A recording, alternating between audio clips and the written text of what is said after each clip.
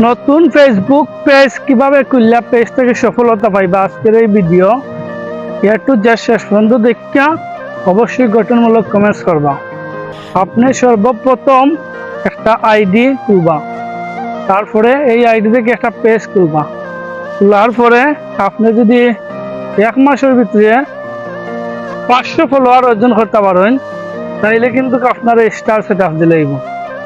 তখন কিতা করতে হইবা, আপনার স্টার সেট আপ গেট করতে হইবা।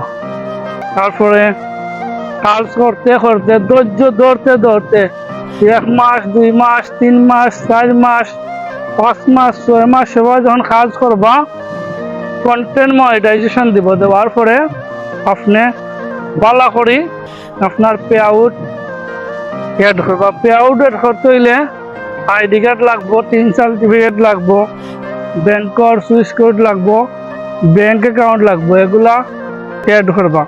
হওয়ার পর থাকি আপনার ইনকাম শুরু হইবা। আপনি ফেসবুকে সময় দিতে হইবা।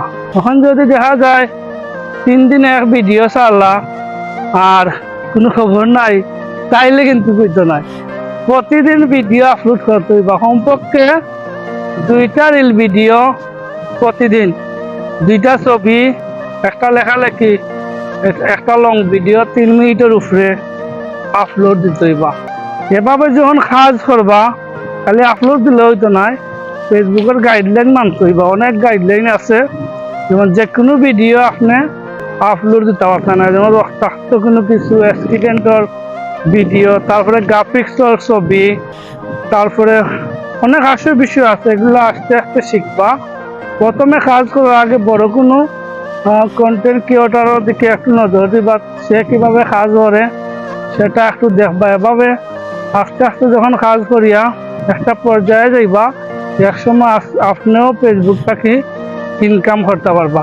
শুধুমাত্র আপনার হাতে যদি একটা স্মার্টফোন থাকে তাইলে আর কিচ্ছু লাগছে না। আশা করি আমার ভিডিওটা ভালো লাগছে।